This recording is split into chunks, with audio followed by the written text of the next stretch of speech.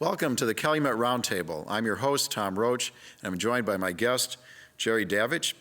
Jerry is an author of the Lost Gary, Indiana book, which was released this year, and he's a journalist who was born in Gary, and we're going to talk today about one of America's most notorious cities. They're not going to like hearing that in Gary, are they? No, they will not. Before we get started, let's just talk about the national reputation that Gary has. Can you summarize that for me? What was your knee-jerk reaction? Your knee-jerk term was notorious and infamous. Yeah. That pretty much sums it up, doesn't it? Whether it's fair or unfair, or kind or unkind, it is kind of the truth. People think of Gary, Indiana, they think of what? Murder, capital of the world, or the country. And they think of crime, poverty, urban decay. It's like the poster child for urban decay. Yeah. So whether it's true or not, and it is true to a certain degree, of course, it's obvious, it's not always fair. No, because there are other things going on there, of course. There are. And when you talk to people who live in the city and have been there for decades, that's the last thing they want to say. And they're very loyal, and they love the city. And good people. Yeah. So it's that small little percentage of people that have really cast a pall over the whole city. Yeah. Well, so let's approach it from a bit of historical perspective here. It was founded by the U.S. Steel Corporation, is that right? Yeah, named after the chairman of the board, Elbert Gary, 1906-ish, give or take. They found that location at the southern tip of Lake Michigan, close to Chicago, the perfect spot for a steel mill, and it is, and it was, and it still is, the perfect spot for all these locations. And Gary's amenities to this day are still the same amenities they had back then. Yeah. You know, natural resources, close to the lake, close to Chicago, crossroads of America, all that positive stuff. And they still produce steel? They still produce steel, not nearly like it was at the heyday, of course, and they made billions of dollars there in the last century or more. So it was a very successful endeavor. Now, was this one of those cities like Pullman that was, sort of owned by the corporation, or is it? Yeah, it was a company town, owned partly by the corporation, built partly by the corporation, and built partly by another private endeavor. Together, they kind of formed the city of Gary. Some people complain that the city of Gary is built too close to the steel mill, because when the steel mill falters or have any problems, not to mention pollution and environmental factors, it all kind of polluted Gary, figuratively and proverbially. Yeah. So it grew up until about 1963. I think that was when the population reached its height. Yeah, the heyday was in the 50s and 60s. Yeah. That's when Gary was the model city, literally called the modern miracle city, the industrial city. And anybody who went there, I talked to people for my book, and if you were born and raised in the city of Gary in the 50s and 60s, they can find no other city or town in the country that they would rather be raised in. Simple as that. For me, not so much. I was there in the 60s and the 70s. I left in the late 70s with my family when they moved out to Portage, and then things are starting to turn more dangerous, more poverty. Race relations was really edgy at that point. I mean, I went through the school system when race relations turned in the city of Gary. So I kind of experienced it firsthand. Interesting. One of the big events in the history of Gary was the election of Gary Hatcher, 69. Yeah. I grew up in Joliet, the other side of the state line. I was just out of high school, involved in civil rights, and it was a cause of celebration around the country. Yeah. It was the first. It was a big deal. First African-American mayor of a major city, and we all had high hopes for what was going to happen. I don't know, we all, though. Well, I mean, the people that I knew that the young activists and all that, were supporting the civil rights movement. Very much so, right. It was a major disappointment. We sort of had a version of that in Chicago with Jane Byrne. We thought she was going to reform everything, and she ended up being another version of Mayor Daley in some ways. Yeah, but it was the promise of reform. Yeah. Just like the promise of reform in Gary. And then when I do public presentations, Tom, and I ask show of hands, who's from Gary? All these hands go up. And then I ask the tough question, what happened to Gary? Because it's in my book, I kind of touch on different things that could have happened to Gary.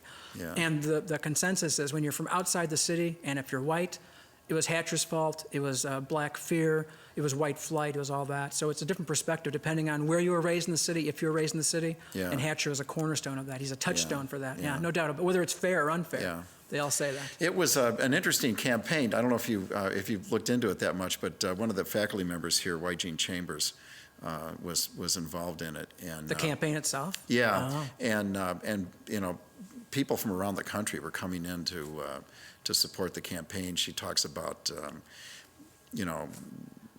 hanging around the campaign office with James Baldwin and, Wow. Cassius Clay dropping in. I think it was still Cassius Clay at that point. Yeah, It might I have think been so. Muhammad Ali, yeah.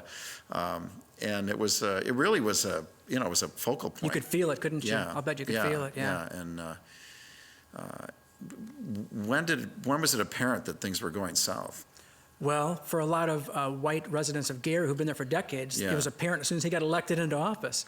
I talked to people who literally lived in that city, and when the election turned in his favor and he was voted in, they in their head said, I'm getting out. It was as Well, but simple that's as just that. a case of prejudice. It's just fear. It's fear and prejudice, no doubt about it. And then it was a domino effect after that. So People left the city, commerce left the city. Yeah. Then they had some steel mill problems, that kind of stuff. Yeah. The economy affected things. And it was a snowball effect. It really was. And what about his administration? What were its strengths, weaknesses? Do you have any sense they of had that? the strengths of rebuilding the city, reforming the city, Yeah. and some of those projects they did. Critics would say that too many federal funds came into the city of Gary and too many federal funds disappeared in the city of Gary. Yeah. Where did those funds go? Where did those grants go? Why don't we see something back for that? That was one of the problems. So I think they had great intentions and plans. Yeah. Would the same thing have happened to a white mayor at that point? Interesting, yeah. That's the question to ask. Yeah. Would Gary still be the same? Yeah. And that was a point where America was shifting. There were the assassinations in '68 and Very volatile time. the riots. And I think Gary could be things. used as a microcosm, don't you, Tom? Yeah. For what was happening in the country Yeah. with big cities and urban decay and race relations. Yeah. I mean, it all kind of summarizes the whole experience, I think, anyway. Yeah. That's why Gary is so interesting. Because you talk to anybody in this region or outside this region, they have an opinion on Gary, Indiana, don't they? Well, they seem to. They seem to, and correct. the people who are from Gary have a fondness. They talk about it like it's it still has a place in their hearts. And It does, Of even course, if I know you're- people who still live there, and they say great things about it. Yeah. And even if you haven't been there in decades, you still have a fondness. It's like a quiet fraternity. Yeah. When I talk to people who read my book and bought my book, they will talk about that. Yeah. Emerson, 1954, Lew Wallace, 1971. You know what I mean? Yeah. They're really proud about it, yeah. Yeah, you list a number of people from Gary in your book. Of course, everyone knows Michael Jackson. Yeah. From baseball, Ron Kittle. Right. Boxing, Tony Zale. Right. NFL coach Hank Stram.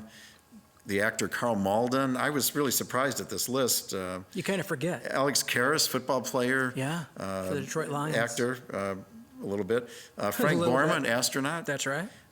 2 Nobel Prize winners, I believe, are on that list also. Is that right? Yeah. Yeah. You kind of forget that when you think of Gary. Yeah. So it was a thriving community, obviously. It was. But something I mentioned about all those people who were Yeah. born and raised in Gary is they never came back. Is that right? Yeah, I think only one person came back, and that's because he had to for family reasons. But people, when they go, they kind of go and stay away. Well, I think some of that's just the problem of being too close to a big city. I know when I go to my high school reunions, a lot of the people that did well, they went to college, they got their degrees, and they took a job someplace else. And Off you go. they only came back for the reunion Yeah, to show everybody right. how much money they made or something, right? You want to conquer the world. Yeah. Yeah. And I think it's like if the town is like close enough that you can commute, but Yeah, but then look what happened to Gary. Who wants to go Yeah. back to Gary? yeah, it just Yeah. it siphons off the talent. I think, in some Even ways, his native son, Michael Jackson, came back that 1 or 2 times. Is that all? Yeah. Yeah, and I was there when he came back. I was working at the Times at the time as a reporter, and I covered him coming back, and it was such a media circus when he did. His family was known. They were performing before they were famous, right? Of course, yeah. This was Local places and early venues. 70s, Before late then, 60s. yeah, mid-60s, right? Mid 60s. Okay. What was that like? Can you describe what that music scene was like? Not then a little everybody bit? thought they would go somewhere, but I Yeah. don't think anybody dreamed they would go there. Yeah. Where they ended up going. Nobody thought Yeah. that. It was obvious Michael was carrying the family. It was obvious the family had talent. They were capturing this lightning in a bottle using the Motown and all those kind of songs that Motown Yeah. hits. Yeah. And everybody thought they'd get out of Gary, but nobody, I don't think, thought they'd have the international fame that Michael Jackson conjured up Yeah, eventually. I mean, he was Elvis for a few He years. was, he simply was. He was it, yeah. Yeah, and that's why Interesting. Gary always tried to embody that, bring him back, come back to Gary. So has share anyone some of come that. back? Has anyone still connected? None No, of the not really. famous They even had sons? talk Yeah. of the Michael Jackson Museum or Cultural Center, Yeah. all these big dreams. And Yeah. what got in the way of it, Tom? Politics, corruption, Yeah. greed. It's a kind of typical story for Gary Yeah. and Lake County. Yeah, interesting. And one of the things that's an attraction right now in Gary are the abandoned buildings. realize it's unfortunate to say this, but Yeah. I teach photography, and my students are always coming in with pictures. They went on their own. They went to Gary on their own, and they climbed fences, and they got into these old buildings. They're fascinating, aren't they? And they're coming back with these incredible photographs. I understand there's even websites telling you, how to find where the to buildings. go, how to do it. Yeah, they're urban explorers, they're called, and these are like Yeah. urban ruins. One of the Yeah. controversial debates going on with the city of Gary itself is what buildings should we save, what should we tear down, how many should go, how many should stay, should we keep any at all? Like the Yeah. City Methodist Church at like 5th and Washington, roughly. Yeah. Should we turn it into an urban ruins like they do in Europe? Make it safe, invite people in. Have they thought about doing that, They really? have. I think that's an interesting idea. Very interesting, but then it Yeah. costs money and it takes some political Yeah. will. Look and how will it long take people have been place? visiting the Acropolis, right? Of course, of course. So this way you're still keeping some history intact. Yeah. But then again, you're not just tearing it down to have an empty lot. You want an empty lot there? Probably not. No. Yeah. So that's interesting. So what else is in that period up through the when you no longer live there either, right? No, I moved out with my family. They moved out in, Yeah. I think, 79, give or take. 79, Yeah, I was still okay. in high school, almost graduated. So what happened after Hatcher was elected? Anything else of significance in that Well, period? lots of things of significance. Mostly it's negative, though, unfortunately. They tried to resurrect the city. The Genesis Convention Center was put up to attract more people in there. Yeah. The Railcats baseball stadium, which Yeah. is still there now. That's still functioning. And it yeah. still attracts a lot of people, and it still attracts a lot of white people from outside of Gary. But what do? They infiltrate into Gary through the toll road or their safest means possible, and right after the game's over, they infiltrate right out. They pair Trump out of there. So that is a problem. So it brings people in, but not like the city of Gary hoped, to stick around, have some dinner, do some shopping, that kind of thing. And what's there for people? That's the problem. And then, of course, there's the neighborhoods along the lake, right? Yeah, especially like Miller. Yeah. If anything is doing a renaissance of sorts, it'd be the Miller community of Gary. Yeah. That's where I was born and raised, was in Miller. First Yeah. Glen Park and then Miller. Yeah. And it's seeing a revival of sorts. Yeah, people go there. And the cool thing is that people are coming from outside this region to go there. A lot of Chicago people. Yeah. They find a real attraction with Miller, Yeah. being close to the lake. It's very affordable. It's Yeah. Gary, but it's not. It's like Gary Light, called Miller Beach. So now that the steel mills are declining to a great extent, has more of the shoreline been reclaimed for parks or Not housing too or much in anything? Gary, it's No? not. Surrounding No. areas there are, like the Portage River Walk. Have you been Yeah. there, the lakefront? No. That's been reclaimed. It's all part of Congressman Visklosky's vision of the Marquette Plan to unveil this and to kind of take back some for public use. Yeah, I know in Illinois, we've got an area where we had, actually Joliet was like one of the bigger steel concentrations outside of Gary and Pittsburgh at one time. Still? We went south, I think, about the same time Gary I did. see. But they've got, some ruins there of the mills and some bricked holes in the ground. I don't know Yeah, what they were right. doing there, but It's a gritty some charm, isn't it? interesting things. It's a gritty charm. It is. Okay, we are going to take a quick commercial break. The Calumet Roundtable will be right back. What does it mean to get a graduate degree from Purdue University Calumet? Purdue Calumet's graduate program really caters to the working professional. Most of the students in my cohort are already working out in the field in education, and we can go to work in the day and school at night. I chose to go to Purdue University for graduate school because it's a great university that's close to home. Purdue Calumet offers conveniences for all student types, location, flexible hours, day and night classes, and small class size. Purdue University, locally.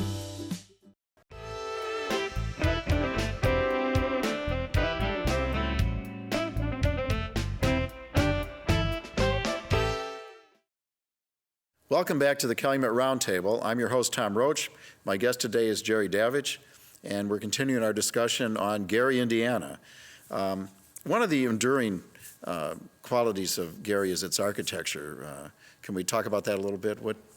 Yeah, it was made to last, Yeah. and that's the important fact that people seem to forget in Gary. Everything in Gary seems disposable and forgettable, but as far as architecture goes, there's buildings there that were made to last, that were not made in any other way, and they are still there. Now, they look like ruins, they're abandoned, a lot of them are still there in structure, but people want to go back and visit these buildings. Like City Methodist Church, I was telling you about, to become an urban ruin, they don't want to tear it down because it's such a beautiful, beautiful structure, made to last, and architects from all over the country came into Gary in its early days to put their stamp on the city of the future. This was going to be the model city. So let's go into Gary, Indiana, put our stamp on it, make a name for ourselves like Frank Lloyd Wright did. Yeah. He had a couple of homes there at least. One is still there, owned by a private resident who really wants nothing to do with the media. I knocked on the door a couple times. Yeah. I'm writing a book. Go away. Nobody even paid attention to me. But she still lives in the Frank Lloyd Wright home. So it's a nice nice badge of honor, so to speak, to still have in the Interesting. city of Gary. You wouldn't think that anyway, would you, Tom? Well, and can you get a tour? Is there, is anybody offering?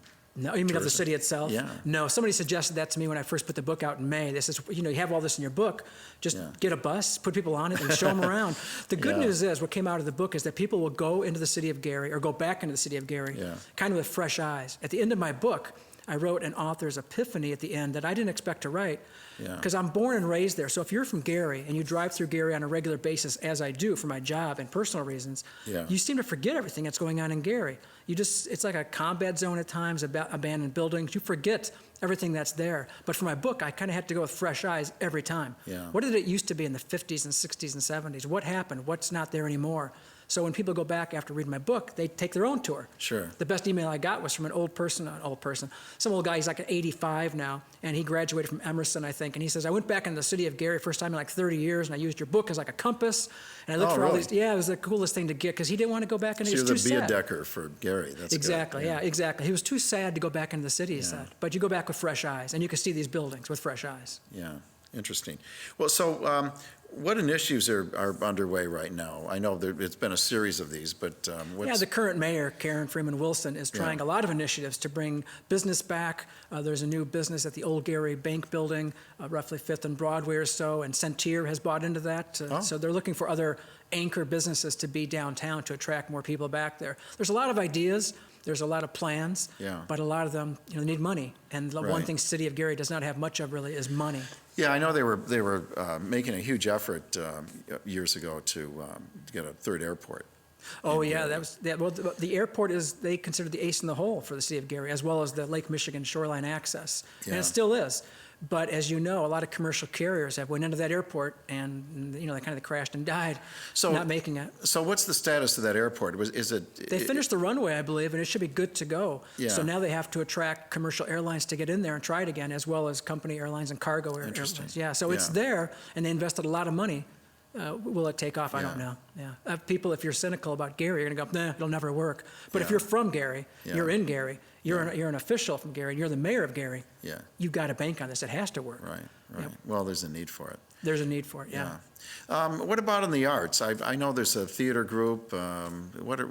What's going on? There are. Well, Gary is Yeah. beautiful in its gritty charm, so to Yeah. speak. It still is. And a lot of groups, especially starting in Miller, as we mentioned earlier, are kind of trying to resurrect that art scene, because Sure. through art, you can have commerce, you can have conversation. You could bring Right. people into your city that normally would never go into the city. Right. And art is a very kind of viable and cheaper way to go Right. than to put a whole new mall there, so to speak, or a new convention center, something like that. Right. So there's a movement underway to bring the arts back into Gary and draw people back into Gary. That's the key. Getting people back into Gary. That's really the bottom line here. How do you Yeah. do it? Do you do it through the arts? Do you do it through sports? Do you do it through a convention center? Do you do it through cheaper housing, subsidies? The key is bring people back in. So is there a plan? Well, I don't know if there's a master plan or not. Yeah. I'm sure the current mayor has a plan that she's trying to institute. Now, when I interviewed her for my book, I asked her, Karen, what's missing in the city of Gary? That's the obvious thing. She goes, well, commerce is the obvious. But what's missing more than that is pride. So for my my book Lost Gary, she said Yeah. lost pride is the key. There's no pride there. She's trying to reinstill that pride again from being Interesting. from the city of Gary. It's hard to do that, though. Yeah. Yeah, that's her biggest challenge, is getting that pride back. Make sense? Yeah, no, it does. Yeah. Do you compare Gary with any other city? Is there other? Detroit is always the natural version. Gary would be the sister city to Detroit, because Detroit's Yeah. much bigger, but they had the same kind of urban decay, the same kind of problems. It's very Yeah. similar in a lot of ways. Any place that's turned it around, though? Well, other communities in the country have turned around, Yeah. smaller ones similar to the size of Gary. So it's doable, Yeah. but Gary's always been the poster child, as we mentioned earlier. Can you do it to Gary?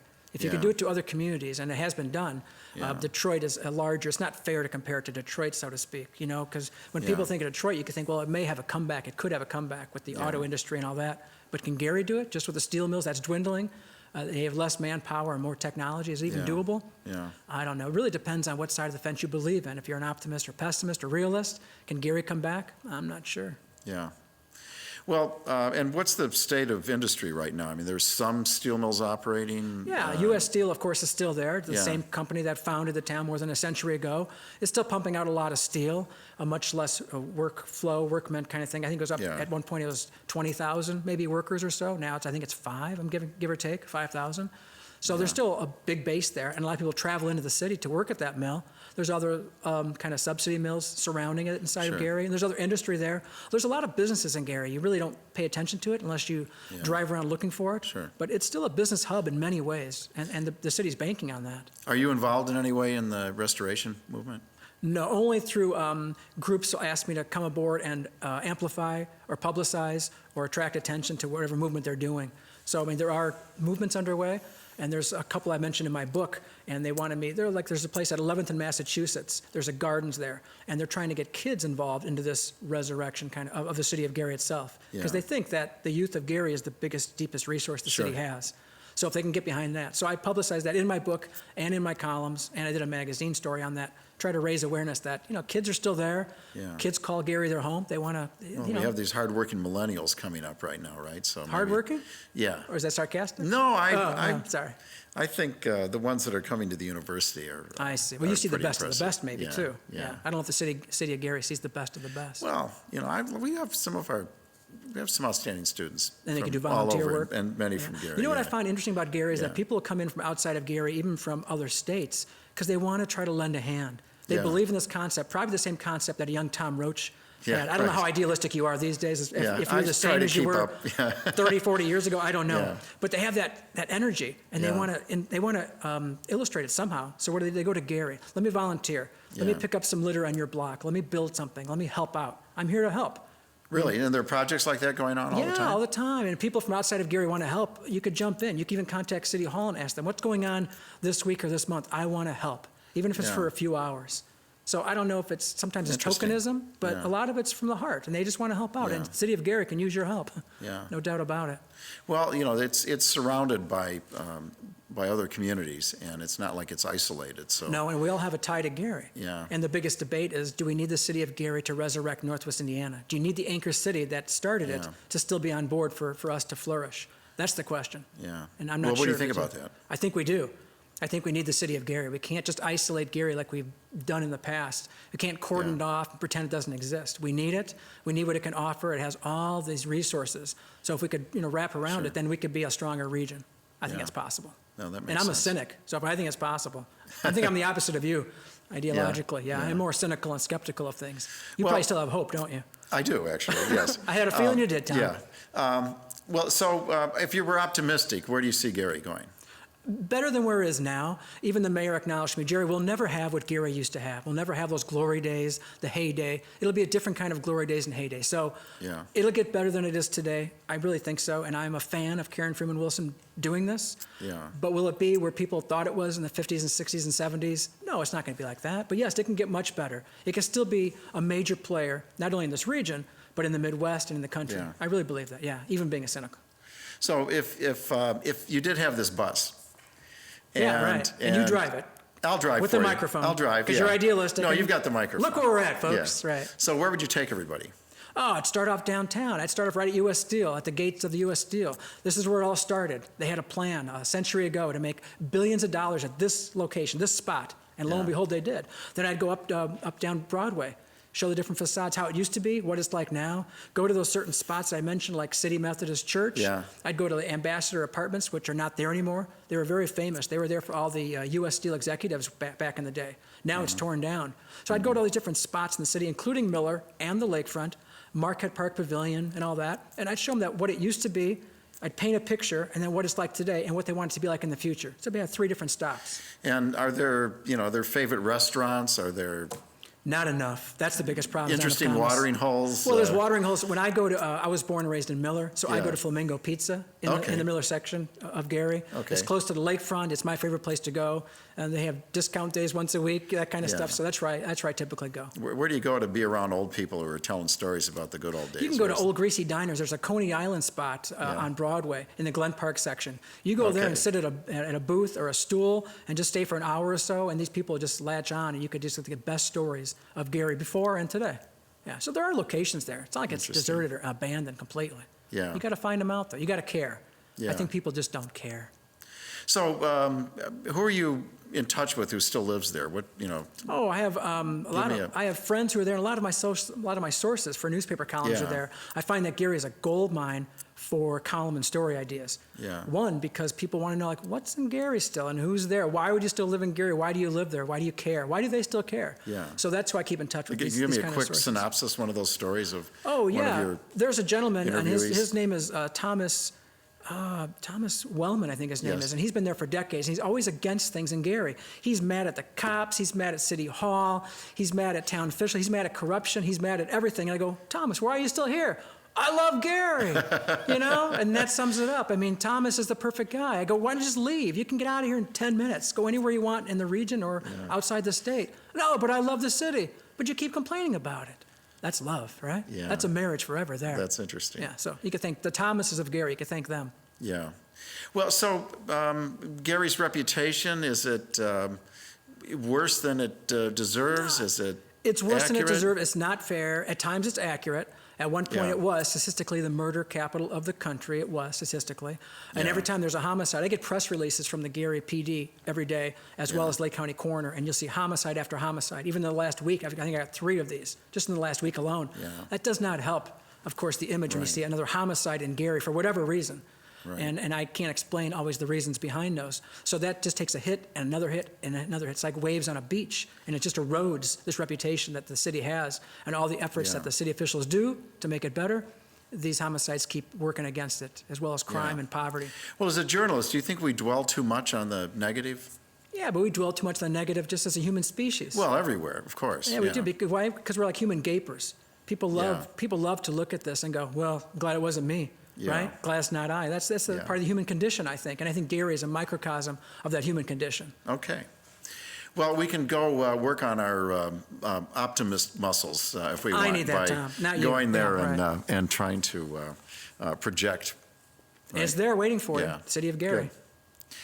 That is all the time we have for our program. Thank you.